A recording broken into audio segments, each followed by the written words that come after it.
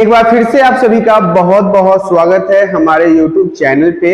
अभी मैंने आपके लिए फर्स्ट पार्ट का वीडियो लाया था जो कि क्लास 12 पॉलिटिकल साइंस का चैप्टर 6 था, जिसके फर्स्ट पार्ट के वीडियो ऑलरेडी बन चुके हैं। और जो 6 चैप्टर का फर्स्ट पार्ट का वीडियो था उसमें जो लास्ट टॉपिक हमने डिस्कस किया था वो ये था कि जो वीटो पावर था उसका इस्तेमाल जो अस्थाई देश के सदस्य ने कितनी बार किया था, जिसमें मैंने आपको बताया था अमेरिका ने 82 बार अभी तक वीटो पावर का उपयोग कर लिया है और चीन ने 4 बार किया है। रूस ने सबसे ज्यादा किया है 122 बार और फ्रांस ने 18 बार किया है और ब्रिटेन ने 32 बार किया है। ये हमारा लास्ट पॉइंट था जब हम पार्ट 1 के वीडियो को बना रहे थे। तो आज हम इससे आगे की तरफ बढ़ते हैं और आगे जो हमारा है वो है सुरक्षा परिषद।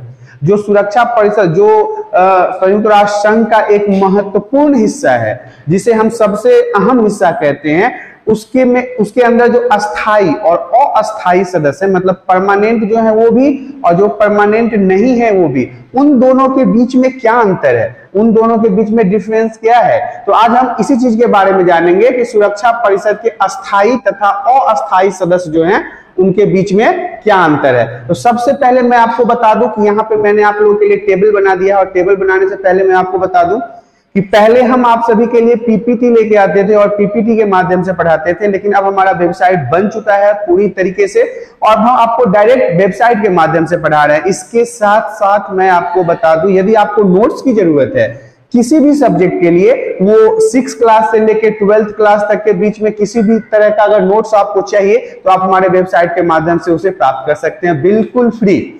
तो आज हम अपने वेबसाइट के माध्यम से आपको पढ़ा रहे हैं। तो इसमें जो अस्थाई सदस्य हैं वो और जो अस्थाई सदस्य हैं वो, उन दोनों के बीच में क्या अंतर है, क्या शक्ति है एक दूसरे के बीच, वो बताने वाले हैं। सबसे पहला पॉइंट जो है हमारा अस्थाई सदस्य में वो है कि अस्थाई सदस्य सुरक्षा परिषद में हमेशा के लिए चुने गए हैं। हमेशा कहने का मतलब है परमानेंट। ये तो डिस्कशन शुरुआत से ही कर रहे हैं कि 5 देश जो है उसे परमानेंट रखा गया है, लेकिन वहीं पे ये कुछ ऐसे देश हैं जो 15 देशों की संख्या है ना टोटल, उसमें से 10 देश जो हैं उन्हें परमानेंट नहीं रखा गया है, उन्हें अस्थाई तरीके से रखा गया है। और अस्थाई तरीके से रखने के बावजूद मैं आपको बता दूं इनके जो कार्यकाल है, इनके जो अवधि है वो सिर्फ 2 साल का होता है। एक तो है कि पूरे परमानेंट है और दूसरा जो 10 देश है वो 2 साल के लिए हैं। इसके पास वीटो शक्ति है, वीटो पावर मैंने आपको बताया था ना। तो जो परमानेंट मेंबर है 5, उनके पास वीटो पावर है, लेकिन वहीं पे जो परमानेंट नहीं है, जो अस्थाई सदस्य हैं, उनके पास वीटो पावर नहीं है। जो अस्थाई सदस्य है इनकी संख्या 5 है और जो अस्थाई सदस्य नहीं है, अस्थाई सदस्य, उनकी संख्या 10 है। अब देखिए, जो भी सुरक्षा परिषद फैसला लेता है उसमें जो परमानेंट मेंबर है 5, वो अहम भूमिका निभाते हैं, लेकिन अस्थाई सदस्यों की इसमें कोई भूमिका नहीं होती है। सुरक्षा परिषद के किसी फैसले पर ये 5 देश जो अस्थाई सदस्य हैं वो रोक लगा सकते हैं, लेकिन अस्थाई सदस्यों के पास ऐसी कोई शक्ति, कोई पावर नहीं है जिसमें वो इसमें रोक लगा सके। ये था हमारा अस्थाई और अस्थाई सदस्य के बारे में, जो इनकी शक्ति है उनके बारे में। अब हम आगे बढ़ते हैं। आगे हमारा है भारत का संयुक्त राष्ट्र संघ में क्या योगदान है। ये जो संयुक्त राष्ट्र संघ है उसमें हमारे भारत देश का क्या योगदान है। तो देखिए, भारत संयुक्त राष्ट्र संघ के कार्यक्रमों में अपना योगदान लगातार देता है।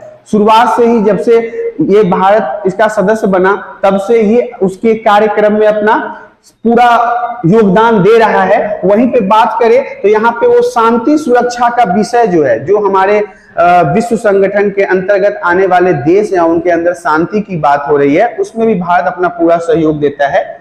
निशस्त्रीकरण मतलब शस्त्र का उपयोग ना करके बात विचार और शांति से अपनी समस्याओं का समाधान करना, इन सभी चीजों पे भी भारत ध्यान देता है। दक्षिण कोरिया संकट हो या स्वेज नहर मामला हो या इराक या कुवैत पर आक्रमण हो, भारत अपना योगदान हमेशा इन सभी के लिए दिया है।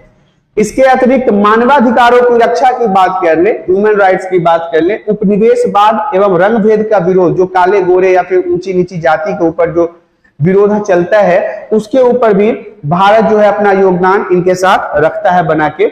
और भारत की इसमें अहम भूमिका है। भारत जो है वो हमेशा से इसमें अपना अहम भूमिका निभाता है। अब अगला जो हमारा टॉपिक है वो कह रहा है संयुक्त राष्ट्र संघ की सुरक्षा परिषद की अस्थायी सदस्यता हासिल करने के लिए क्या क्राइटेरिया है और क्या योग्यता आपके पास होनी चाहिए। देखिए, अगर आप संयुक्त राष्ट्र संघ सुरक्षा परिषद के परमानेंट पार्ट बनना चाहते हैं, जैसे 5 देश हैं, अगर ऐसा बनना चाहते हैं तो आपके पास क्या योग्यता होनी चाहिए, क्वालिफिकेशन क्या होनी चाहिए, पूछा जाता है ना अक्सर कि अगर आपको जॉब चाहिए तो आपके पास क्या योग्यता होनी चाहिए, तो उसके लिए क्राइटेरिया होता है। ऐसे ही यदि आप सुरक्षा परिषद जैसे संगठन के साथ जुड़ना चाहते हैं और वीटो पावर हासिल करना चाहते हैं तो आपके पास क्या क्वालिफिकेशन होना चाहिए। तो सबसे पहले जो है बड़ी आर्थिक शक्ति, इकोनॉमिकल सिस्टम उस देश का बहुत ही मजबूत होना चाहिए और बहुत बड़ा होना चाहिए। बड़ी सैन्य शक्ति, उसकी सेना की शक्ति, मिलिट्री पावर भी बहुत मजबूत होना चाहिए। आबादी के दृष्टिकोण से बड़ा राष्ट्र होना चाहिए, उसका जो आबादी है मतलब जनसंख्या है उस देश का वो भी बहुत ज्यादा होना चाहिए। इसके बाद है संयुक्त राष्ट्र के बजट में लगातार योगदान। जो संयुक्त राष्ट्र संघ जो ये ग्रुप है उसमें अपना योगदान देना है, पैसे देना है, उनकी मदद करना है, लोकतंत्र का सम्मान करता हो। अब भारत से बड़ा लोकतांत्रिक देश कौन है, ये भी तो सोचने वाली बात है। हमसे बड़ा लोकतांत्रिक देश कोई भी नहीं है। तो एक क्वालिफिकेशन में आपको ये भी पॉइंट है कि अगर आपको वीटो पावर जैसी शक्ति हासिल करनी है, अस्थायी सदस्य बनना है सुरक्षा परिषद का, तो आपका जो देश है वो लोकतंत्र का सम्मान करता हो। अंतिम और लास्ट और इंपोर्टेंट पॉइंट है, यह देश अपने भूगोल, अर्थव्यवस्था और संस्कृति के लिहाज से भी अच्छा होना चाहिए। देखिए, एक ही जगह पर अलग अलग धर्म जाति के लोग रहते हैं, ऐसे में उन सभी धर्मों का इज्जत होना चाहिए, सभी लोगों का सम्मान होना चाहिए। अगर ऐसा कोई देश करता है तो वो सुरक्षा परिषद में जुड़ सकता है। यहाँ पे आप जितनी भी पॉइंट देख रहे हैं तो आपके मन में एक क्वेश्चन जरूर आ रहा होगा, भारत के पास तो ये सभी चीजें हैं, भारत को इन सभी चीजों में क्वालिफाइड है, तो भारत को क्यों नहीं मिल रहा है। तो देखिए, प्रक्रिया तो चल रही है, लेकिन कुछ हमारे जो पड़ोसी देश हैं, जैसे चाइना के बारे में बात कर लेते हैं, तो ये अक्सर भारत को अस्थायी सदस्य बनने से रोकने की कोशिश करता है। और आपको तो पता है उसके पास वीटो पावर है, वो पहले ही से वहां पे उपस्थित है, और जिसके पास वीटो पावर है वो संघ के किसी फैसले पे रोक लगा सकता है।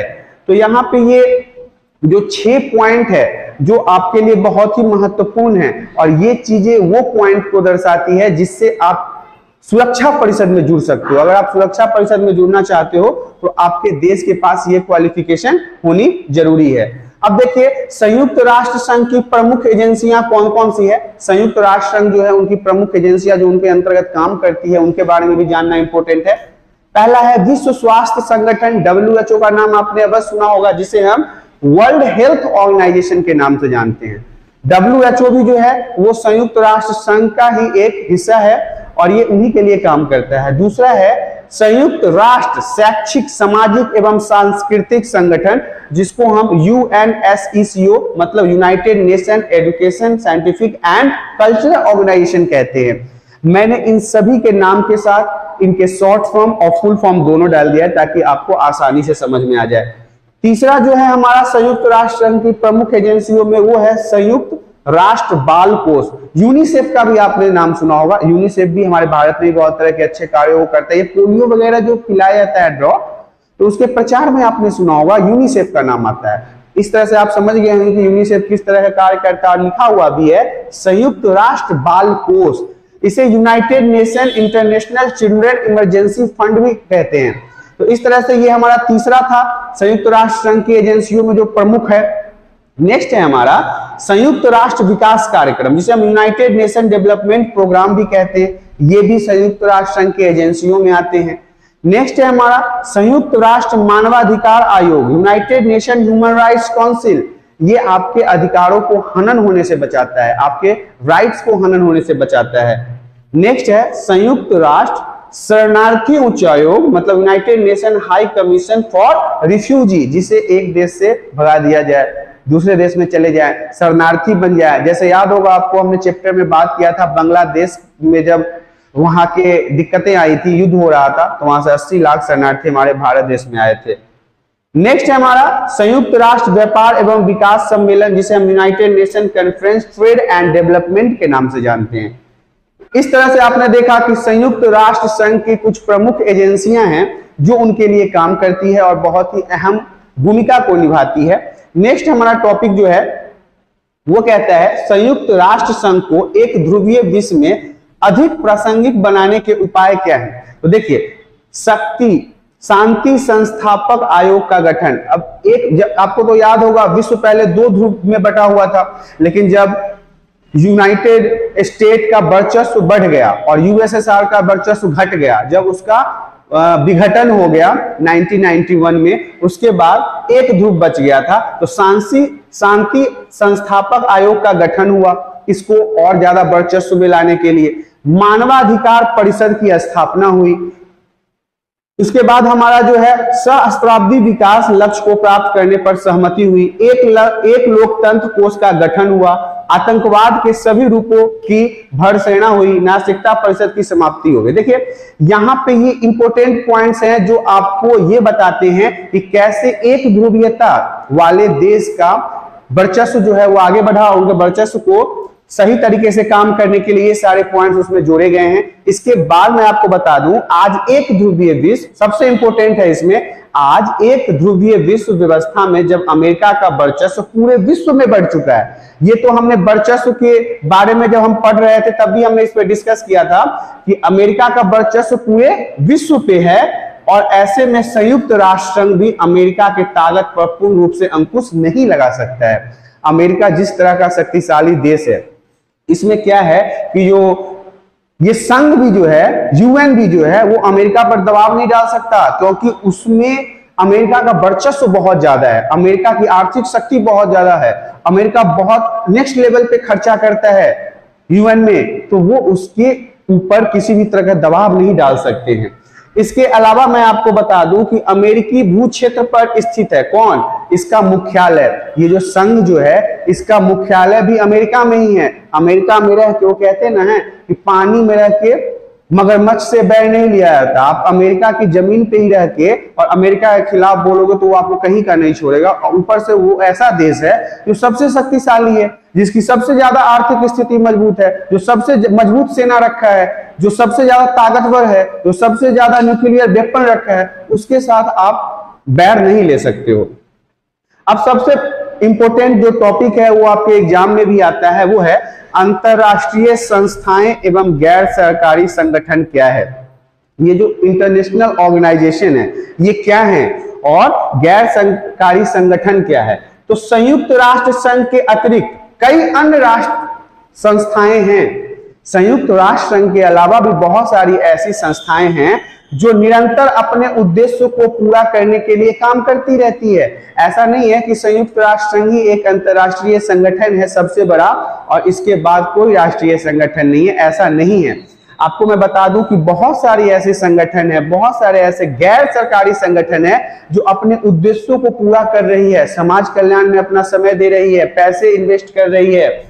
इसमें जो सबसे ऊपर आता है वो आता है अंतरराष्ट्रीय मुद्रा कोष। ये बहुत इंपॉर्टेंट है, जिसे हम शॉर्ट में IMF कहते हैं, और इसका अगर फुल फॉर्म पूछा जाए तो इंटरनेशनल मॉनेटरी फंड्स के नाम से जाना जाता है। इसका कार्य क्या है वो समझिए। अंतरराष्ट्रीय मुद्रा कोष की स्थापना जो है वो 1944 में हुआ था। 1944 में IMF की स्थापना हुई थी। 1945 में एक बात और मैं आपको बता दूं कि 1944 में ना जब IMF का ढांचा बन रहा था उस समय इसे लागू नहीं किया गया था। ये सिर्फ ढांचा बन के तैयार हुआ था, इसे लागू करने में 1 साल लग गए। और ये कब तैयार होके मतलब कि आप कह सकते हैं कि काबिल बन गया, तैयार होके बिल्कुल निखर गया, तो वो हुआ 1945 में। 1945 में अंतरराष्ट्रीय मुद्रा कोष, जिसे हम इंटरनेशनल मॉनेटरी फंड कहते हैं, उस पे हस्ताक्षर हुआ। इस पे हस्ताक्षर होने के बाद यह कायम हो गया। और यहाँ पे इंपॉर्टेंट पॉइंट ये है कि इसका मुख्यालय जो है वो अभी वाशिंगटन DC में है, District of Columbia. Washington DC लिखने का मतलब है डिस्ट्रिक्ट ऑफ कोलंबिया। वर्तमान समय में अगर बात की जाए तो इस संगठन में अभी सदस्यों की संख्या 189 है, 190 से एक कम। 189 सदस्यों की संख्या है किसमें, IMF में, जो अंतरराष्ट्रीय मुद्रा कोष हिंदी में और इंटरनेशनल मॉनेटरी फंड्स इंग्लिश में नाम से जाना जाता है। अब हम अंतरराष्ट्रीय मुद्रा कोष के बारे में और जान लेते हैं, इसका उद्देश्य क्या है, किन कारणों से आईएमएफ को बनाया गया था। तो वैश्विक स्तर पर मतलब विश्व स्तर पर सभी वित्तीय स्थिति को मतलब पैसे से जुड़ी, इकोनॉमिक से जुड़ी हुई चीजों को सहायता दिलाना, मुहैया कराना, या कहीं गड़बड़ी हो रही है तो उसको सुधारना किसका कार्य है, आईएमएफ का काम है। सेकेंड जो हमारा है वो है विश्व बैंक, वर्ल्ड बैंक। आइए अब हम आपको वर्ल्ड बैंक के बारे में बताते हैं। तो वर्ल्ड बैंक की जो स्थापना हुई वो भी 1945 में ही हुई थी। इस संगठन में सदस्य देशों की संख्या अभी 189 है, 189 सदस्य इसके अंदर भी है। और विश्व बैंक जो है उसका मुख्यालय भी वाशिंगटन डीसी में ही है, मतलब डिस्ट्रिक्ट ऑफ कोलंबिया में ही इसका मुख्यालय है। विश्व बैंक का उद्देश्य क्या है, यह संगठन मानवीय विकास मतलब इंसानों के विकास के लिए, उसके देश के विकास के लिए, उसको सेल्फ इंडिपेंडेंट बनाने के लिए कार्य करता है, जैसे शिक्षा और स्वास्थ्य। ये दो ऐसी पहलू है मानव के जीवन में जो बहुत ही ज्यादा इंपॉर्टेंट है। क्या, शिक्षा और स्वास्थ्य। इसके अलावा वह कृषि के अलावा वह ग्रामीण विकास, पर्यावरण सुरक्षा के ऊपर भी बहुत ज्यादा कार्य को करता है।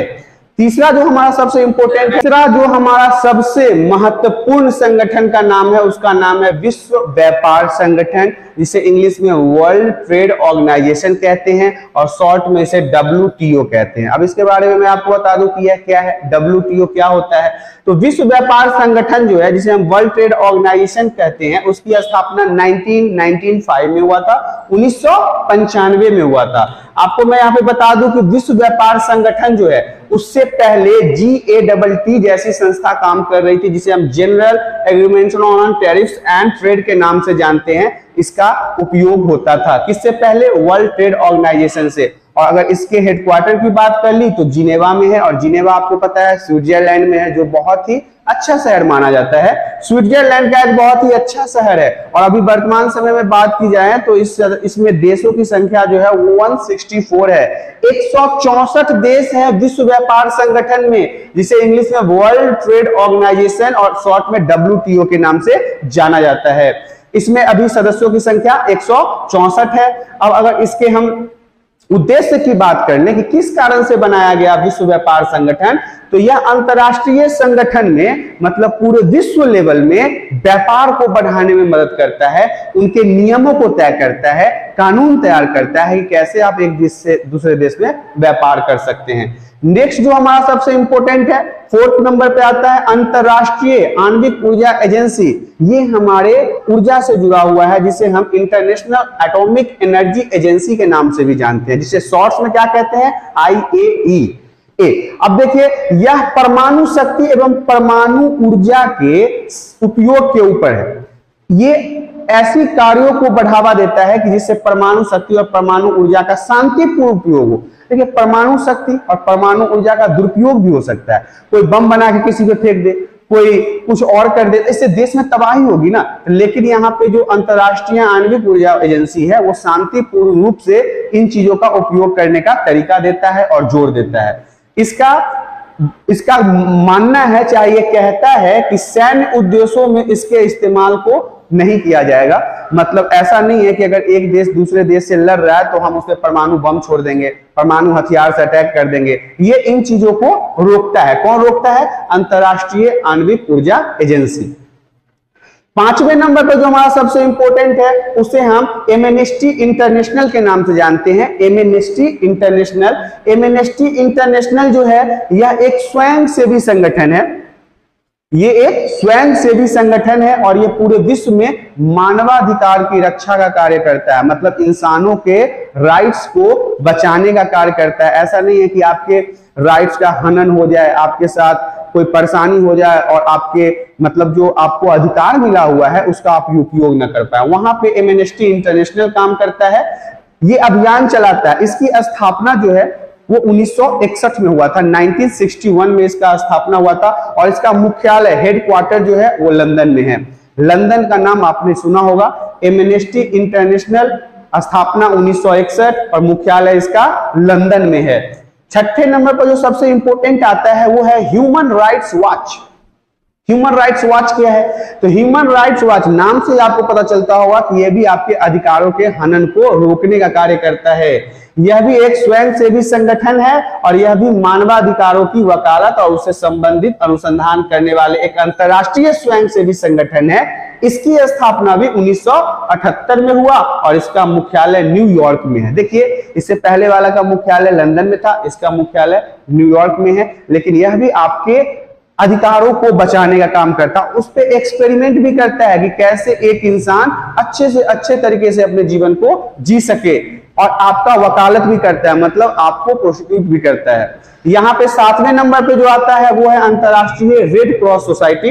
अंतरराष्ट्रीय रेड क्रॉस सोसाइटी भी एक प्रकार का संगठन है और यह सोसाइटी युद्ध और आंतरिक हिंसा से सभी पीड़ितों की सहायता तथा शस्त्र हिंसा पर रोक लगाने वाले नियमों को लागू करता है। जब एक देश दूसरे देश से लड़ने लगता है ना, तो उसमें बहुत सारे लोग घायल होते हैं, बहुत सारे लोग मर जाते हैं, तो ऐसे लोगों का आर्थिक रूप से मदद करने का काम कौन करता है? अंतरराष्ट्रीय रेड क्रॉस सोसाइटी। और यह कोशिश करता है कि कभी भी युद्ध वार जो है उसमें खून खराबा ना हो, लोगों की मृत्यु ना हो, लोगों के घर ना उजड़े, इस तरह से यह कार्य करता है और नियमों को तय करता है।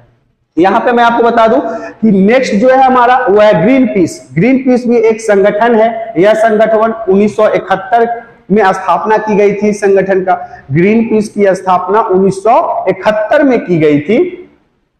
यह जो है ग्रीन पीस फाउंडेशन वो विश्व समुदाय को, मतलब पूरे दुनिया के अंदर पर्यावरण के प्रति संवेदनशील बनाता है। आज के दौर में जिस तरह से आप देख रहे हैं कि पूरे विश्व में एक ऐसी समस्या बनती जा रही है जो पर्यावरण का या प्रदूषण से जुड़ा हुआ हो, या कहिए जो टेम्परेचर बढ़ रहा है हमारे पूरे विश्व में, जिस तरह से हमारी टेम्परेचर बढ़ रही है, ये आने वाले समय में बहुत ही घातक हो सकता है। इस तरह की समस्या जो है, प्रदूषण से जुड़ी समस्या जो है, पानी से जुड़ी जो समस्या है, आपको कहिए जो सनलाइट जो रिफ्लेक्ट हो रहा है बुरी तरीके से हमारे मानव जीवन में, इससे जुड़ी जो समस्या है वो ग्रीन पीस के अंतर्गत आता है। और ये पूरे दुनिया में, पूरे संसार में जो है इन चीजों के ऊपर संवेदनशील कार्य कर रहा है और लोगों को इसके प्रति जागरूक कर रहा है। पर्यावरण संरक्षण से संबंधित कानून बनाने का कार्य ग्रीन पीस करता है। इस तरह से आपने देखा कि इस पूरे चैप्टर के जितने भी पॉइंट थे वो सभी आपको समझा दिया गया है। और ये वीडियो का सेकेंड पार्ट है। यदि आपने इसके पहले पार्ट को नहीं देखा तो वो जरूर देखें, क्योंकि यदि पहले पार्ट को आप नहीं देखेंगे तो आपको सेकेंड पार्ट समझ में नहीं आएगा। और डायरेक्टली यदि आप सेकेंड पार्ट पे आते हैं तो इसके डिस्क्रिप्शन में आपको फर्स्ट पार्ट का लिंक मिल जाएगा। आज हमारा वीडियो और आपका चैप्टर यहीं पे समाप्त होता है। अब हम आपके साथ अगले चैप्टर में मिलेंगे। इस तरह से आपका 6th chapter class 12th political science समाप्त हो गया, जिसके 2 पार्ट के वीडियो बने हैं। यदि वीडियो आपको पसंद आते हैं तो आप वीडियो को लाइक करें। चैनल पे यदि आज पहली बार आए हैं तो चैनल को सब्सक्राइब करें और अपने दोस्तों के साथ शेयर करें। आज के लिए इतना ही, धन्यवाद।